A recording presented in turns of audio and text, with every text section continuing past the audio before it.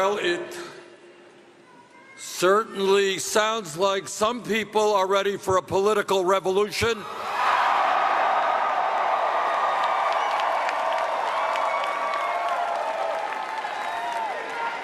Let me thank all of you, not only for being here today, but for the enormously important work you do day after day, understanding that New Hampshire plays a unique role in the political process.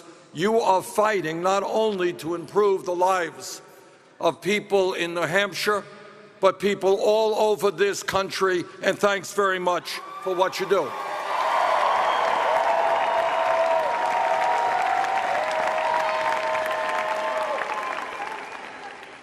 When I announced my candidacy 4.5 months ago, I think it is fair to say that a lot of people did not take our campaign terribly seriously. That's fair to say. But it is also fair to say that in the last 4.5 months, change has taken place.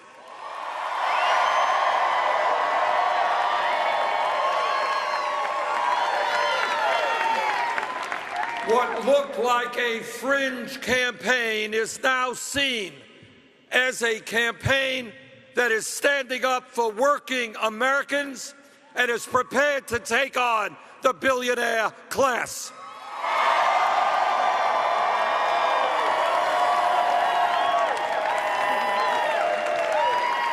We love you, Bernie! It's not just that all across this country we have drawn some of the largest turnouts in our rallies. It's not just that we have over 400,000 people in this country who have made individual contributions to our campaign. And let me say a word about that. You're looking at a candidate who does not represent the agenda of corporate America,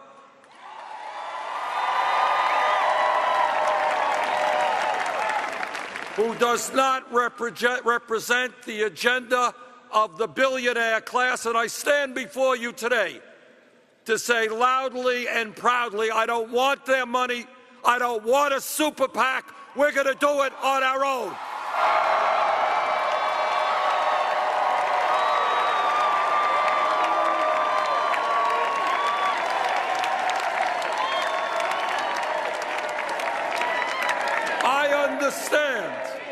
I understand that when you have a super PAC, you could walk into a room of millionaires and billionaires and come out with a heck of a lot of money. I get it. But we are going to do it a different way. And we're going to raise our funds from working people averaging $31.20 apiece, and I'm proud of that.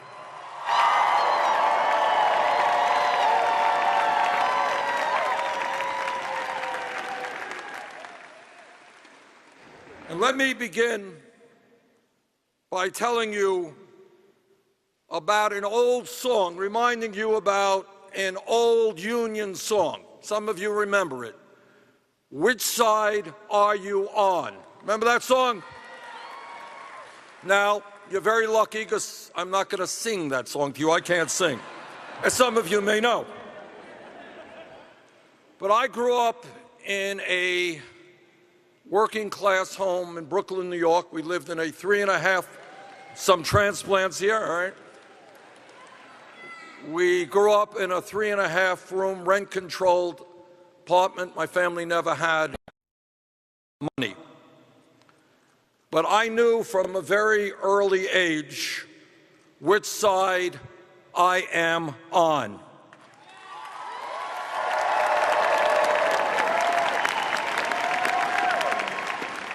I am a proud progressive.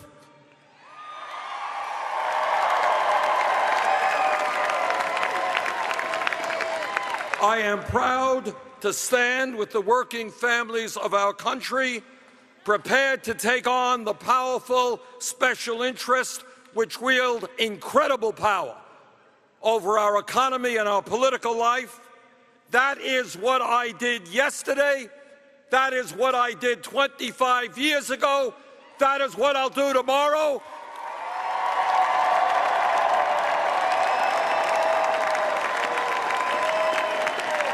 And that is what I will do if elected President of the United States.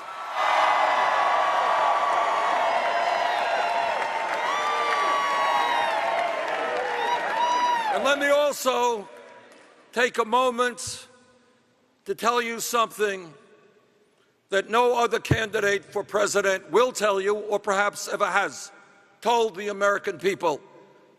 It is a simple truth, but not widely reported. And that is, no president, not Bernie Sanders, not anybody else, can bring about the enormous changes we need to rebuild our crumbling middle class, to do all of the things we have to do for the elderly, for the children, the sick, and the poor. We cannot do it. No president can do it alone unless we have a political revolution, unless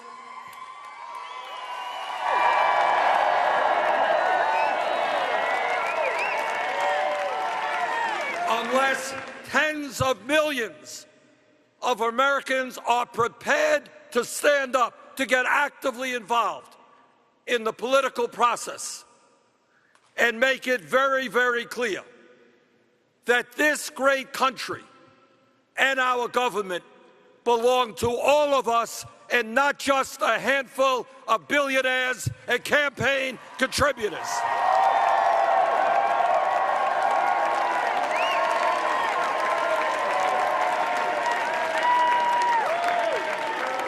So I am here today not just to ask for your help in winning here in New Hampshire, in winning across the country.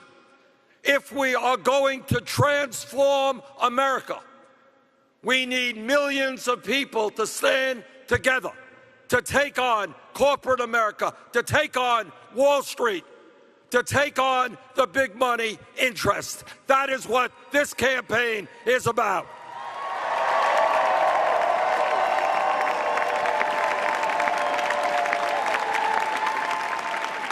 Let me tell you something else. Some of you may agree with me and some of you may not. But in my view, the Republicans did not win the last midterm elections. We lost those elections.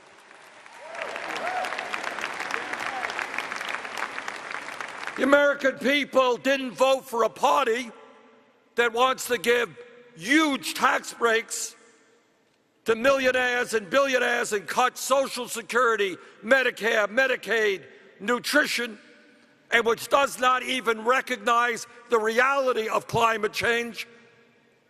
That is not what the American people voted for. But what happened is we had a voter turnout that was worse than abysmal.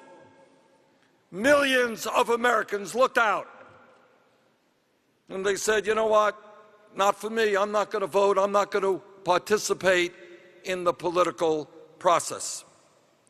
We lost that last election because voter turnout was low and because all across this country people are giving up on American democracy. So let me be very clear. In my view, we will not retain the White House. We will not regain control of the Senate. We will not gain the U.S. House or be successful in dozens of governor's races across America unless we are the party which generates excitement and momentum and enthusiasm and which produces a huge voter turnout.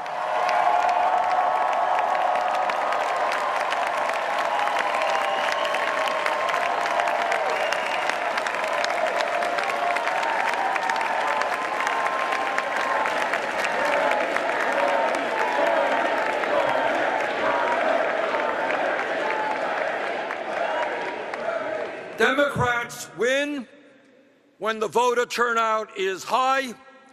Republicans win when the voter turnout is low.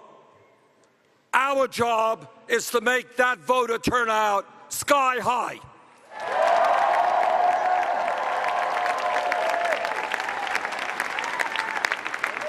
And how do we do it? How do we generate the excitement on the ground? How do we get those who are disillusioned back into the political process? How do we get young people involved? How do we get working class Republicans to stop voting against their own best interests?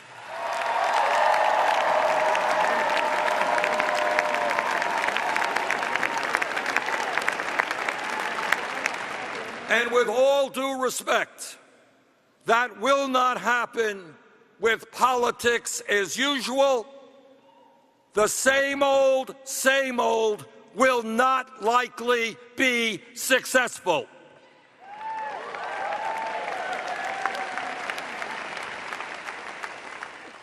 The people of our country understand, of course, that we are much better off today than we were when President Bush left office and we were losing 800,000 jobs a month and the world's financial system was on the verge of collapse. Of course, we are much better off today.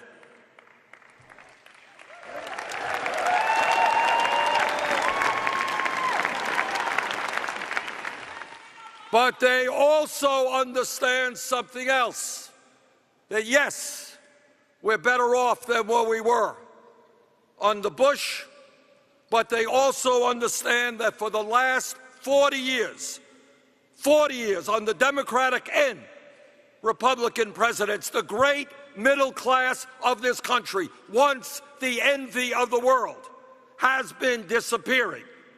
And all over New Hampshire, all over my state of Vermont, all over America, despite an explosion of technology and worker productivity, you got millions of people working longer hours for lower wages. You have people in my state and your state not working one job, working two jobs, working three jobs, just trying to cobble together an income that will sustain their families. And today, we have almost more people living in poverty than at any time in American history. And what the American people understand, and what we cannot run away from, and what we have to have the courage to address, is that while the middle class continues to disappear, and while people work longer hours for low wages, almost all of the new income and wealth that is being generated is going to the top 1%, and that has got to end.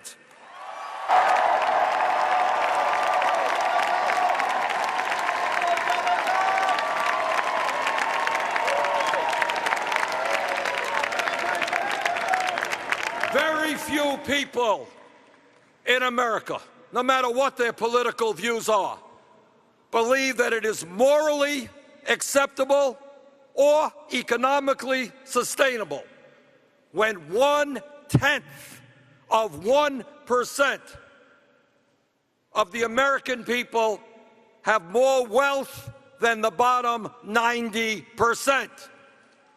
Very few people think that it is acceptable when you have people all over this country working so hard, long and crazy hours. Parents can't stay home with their kids because they're working so many hours. And yet 58% of all new income generated today is going to the top 1%. That is not the economy we need.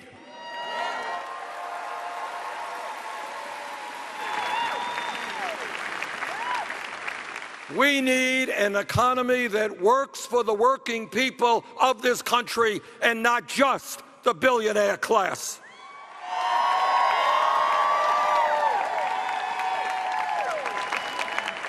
We need a political movement which is prepared to stand up to the most powerful people on this country and to create a government. I know this is a radical idea, but imagine having a government in Washington that is not controlled by large campaign donors and corporate America, but which represents all of us.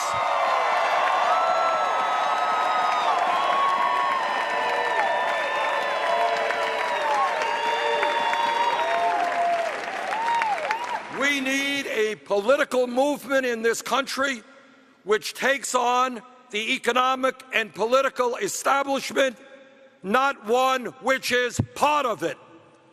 We need a movement which tells corporate America and the wealthiest people in this country that, yes, they will start paying their fair share of taxes.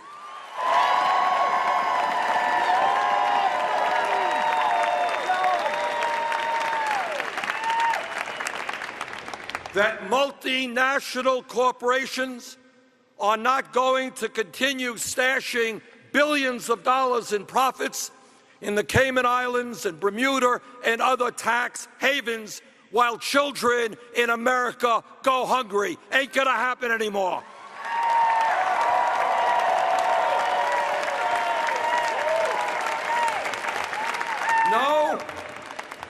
No, the CEOs of large corporations are not going to continue to receive huge compensation packages and incredible pensions, while at the same time they cut the wages and health care and pensions of their workers. Not going to continue to happen.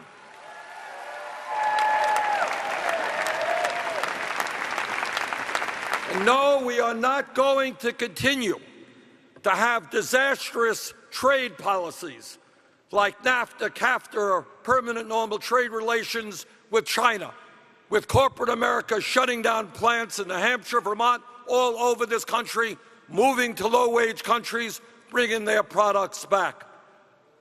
We need trade policies which create jobs in America, not just in China.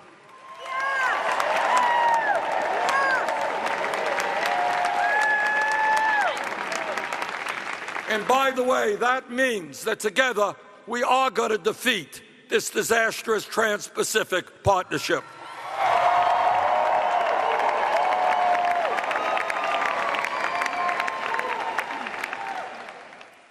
We need a political movement which tells Wall Street that when a bank is too big to fail, it is too big to exist.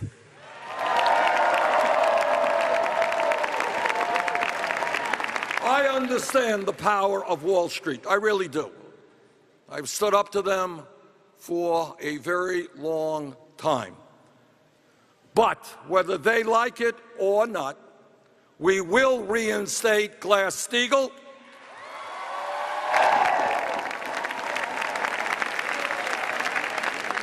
And we will create a financial system whose job it is to make affordable loans to small and medium-sized businesses so we can create jobs in America, not a financial system as currently exists, which is an island unto itself, only concerned about their profits.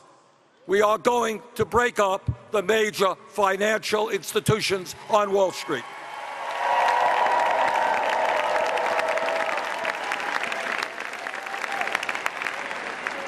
When we talk about the economy, all of you know that throughout this country, there are millions of Americans who are working for wages which are just too damn low.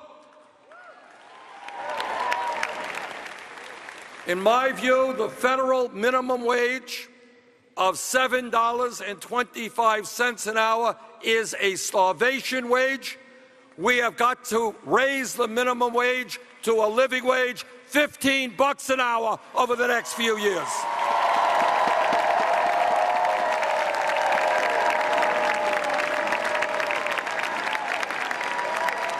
And I hope that every man in this room will stand with the women and fight for pay equity for women workers.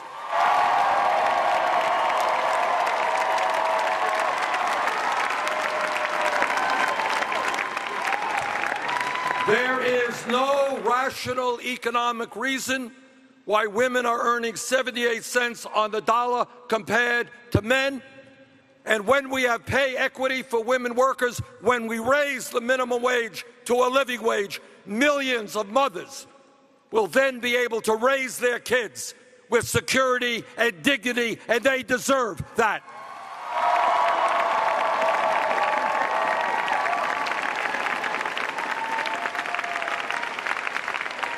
I know here in New Hampshire, you see a lot of politicians tropping through your state. You're suddenly a very popular destination. And you have heard many Republicans talk about family values. You ever hear that? Oh, they just love families. But you know and I know what they mean by family values. What they mean is that the women of America should not have the right to control their own bodies. I disagree.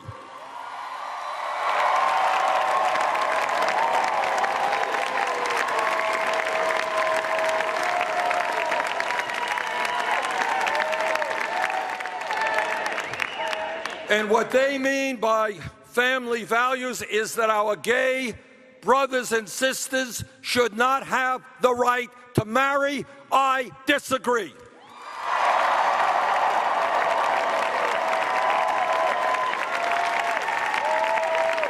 I've got 4 kids, 7 beautiful grandchildren, and Jane and I have been married for 27 years. We believe in family values, but our values just a little bit different than Republican family values. We believe that the United States has got to end the international embarrassment of being the only major country on earth, only one, that does not guarantee paid family and medical leave.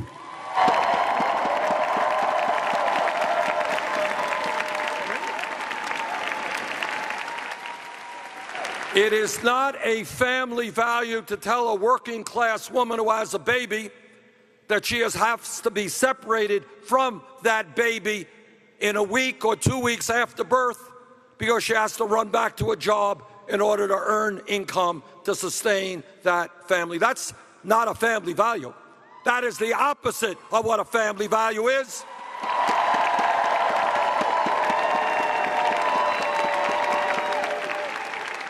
And that is why I will fight for 12 weeks paid family and medical leave.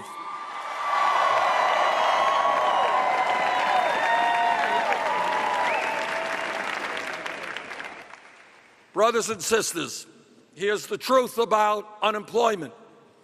Real unemployment is not 5.1%. That's official unemployment. Counting those people who have given up looking for work and are working part-time, real unemployment is over 10%. And let me tell you something of huge consequence which very few people talk about, and that is the tragedy of youth unemployment. Here are the facts. Real youth unemployment. If you're a white kid, high school graduate, 33%. Hispanic, 36%. African American, 51%. We need a major jobs program to put our people back to work.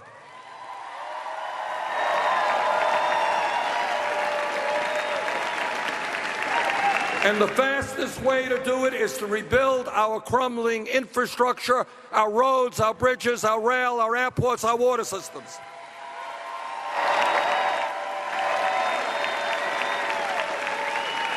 And let me tell you something else that I feel passionately about.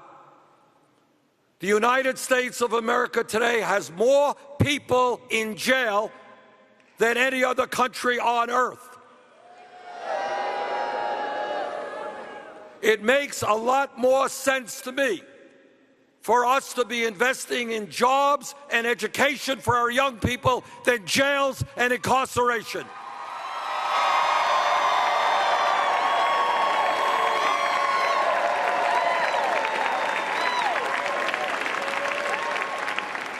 I want us to end this distinction of having more people in jail, and I want to replace it with the distinction of us having the best educated population on earth.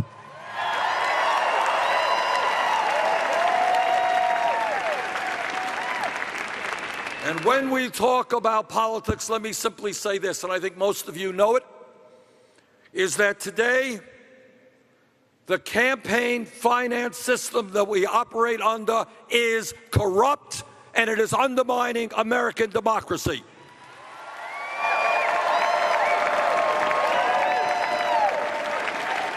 Corrupt is the right word. When the Koch brothers alone can spend $900 million on this election cycle, more money than either the Democratic Party or the Republican Party, brothers and sisters, we're not talking about democracy. We are talking about oligarchy, and together we are going to overturn Citizens United.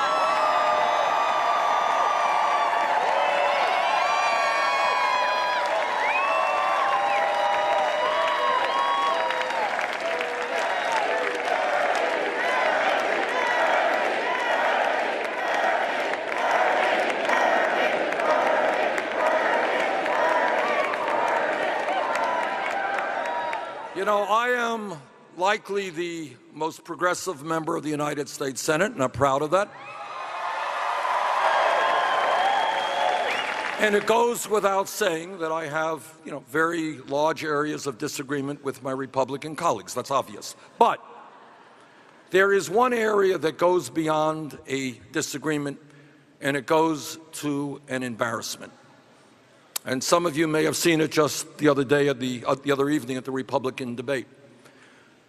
The scientific community is virtually unanimous, no longer a debate. Climate change is real. It is caused by human activity. It is already causing devastating problems in America and around the world.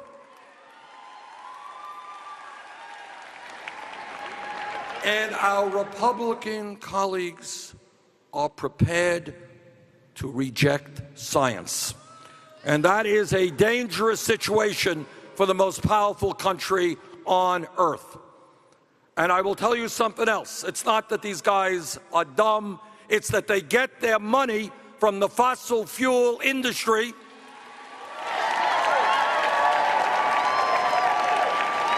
And they are more worried about their campaign donations than their kids and their grandchildren. That is a shame.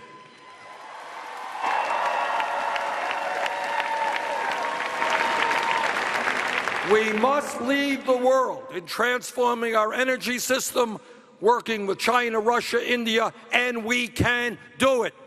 We can move to energy efficiency and sustainable energy, and for the sake of our kids, that is exactly what we have to do.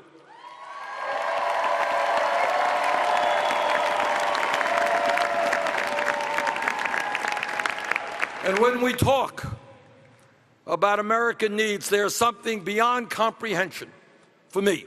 I don't understand it. I don't understand how in an incredibly competitive global economy, hundreds of thousands of bright, qualified young people are unable to get into college only for one reason, and that is their families lack the money. That is crazy. That is counterproductive to the future of America, and that is why I have introduced legislation and will fight for, as president, to make every public college and university in this country tuition free.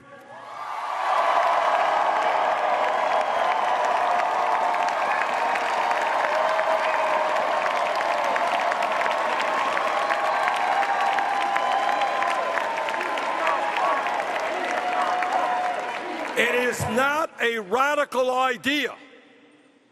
It is common economic sense to say that when young people or people of any age need more education, They should be able to get that education regardless of the income of their family.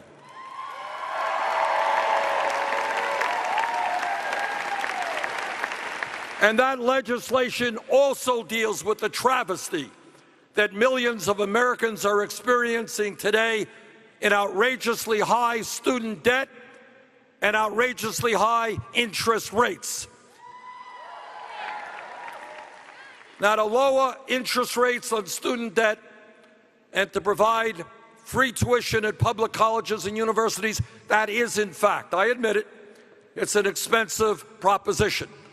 And I will tell you how we're going to pay for it. We're going to pay for it based on a tax on Wall Street speculation.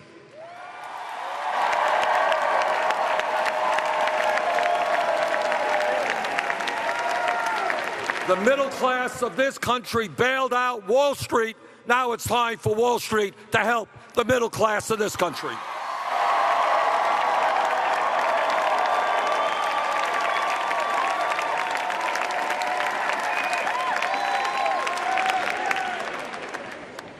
And when we talk about bringing our country together, it is not just the need for major criminal justice reform.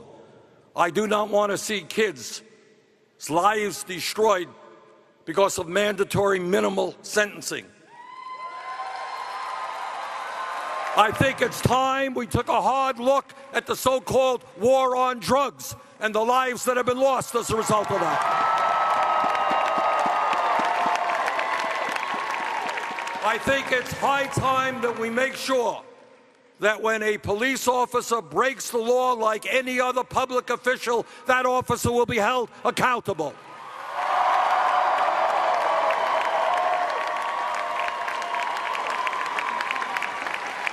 And when we talk about creating the kind of nation we want to become, we cannot forget that there are today 11 million people in this country who are undocumented. In my view, we need comprehensive immigration reform and a path toward citizenship.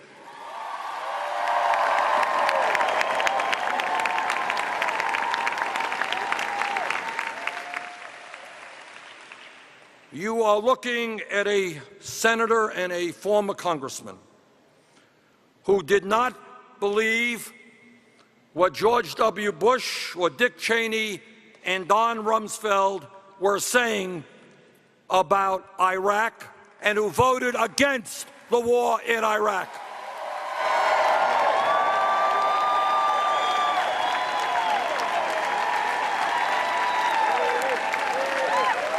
I heard the evidence. I heard what they had to say. I didn't believe it. And if you go to YouTube, or go to my website, go somewhere, and read what I said back then, and I'm not happy, doesn't make me happy to say this, but much of what I feared would happen in terms of the destabilization of that region did happen. So what we have got to understand, and I speak to you as the former chairman of the Veterans Committee, someone who has and will continue to make sure that our veterans get the health care and the benefit they need.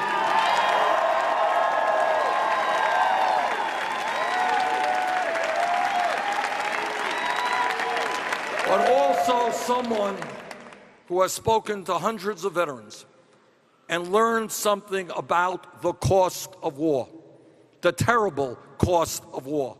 Not just the 6,700 brave men and women who died in Iraq and Afghanistan, not just those many who came home without legs and arms and eyesight, but about the 500,000 men and women who came home with post-traumatic stress disorder and traumatic brain injury, and the tens of thousands of families that have been disrupted in a way that they may never recover from, and the children who have been hurt, and the divorces, and the suicides. Anybody who does not understand the cost of war should not be in the United States Congress.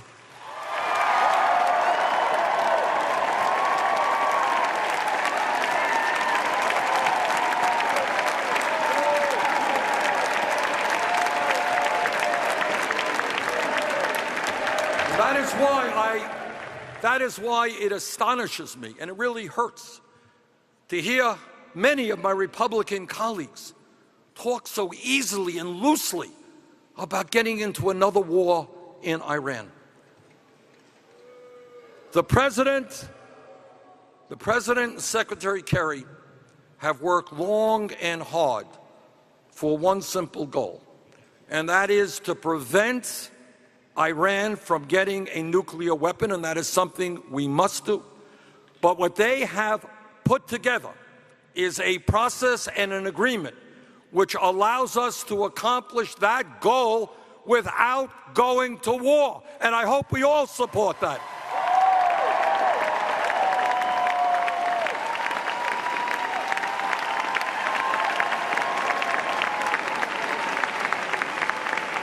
Let me conclude, and I've probably gone on too long, and I'll get yelled at by somebody, but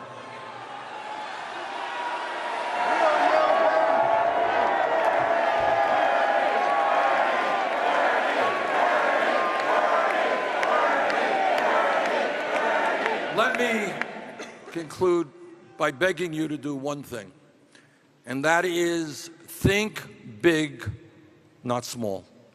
Do not get into the argument of whether we should cut education by 2% or 4%.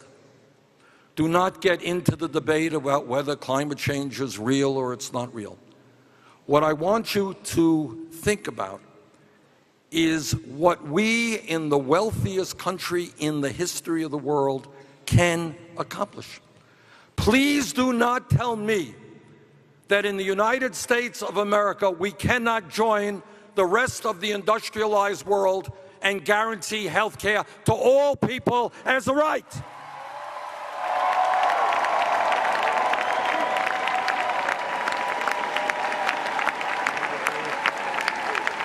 Which is why I support a Medicare for all single-payer system.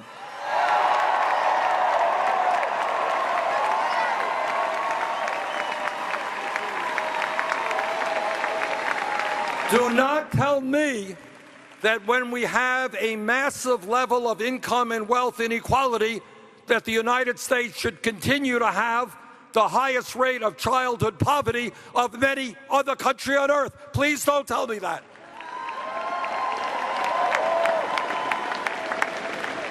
Please don't tell me that when mom and dad go to work, that they should not be able to find high quality and affordable child care.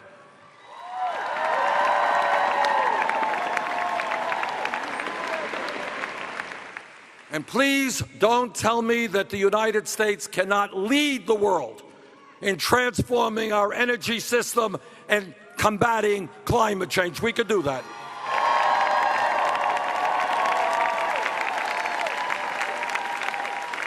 Brothers and sisters, we can create a nation in which every man, woman, and child, regardless of the color of their skin, regardless of the country they came from, regardless of whether they are gay or straight, man or woman, we can create a nation which fulfills the birthright of all Americans, and that is a society of dignity, of security, and ending all forms of discrimination. Thank you all very much.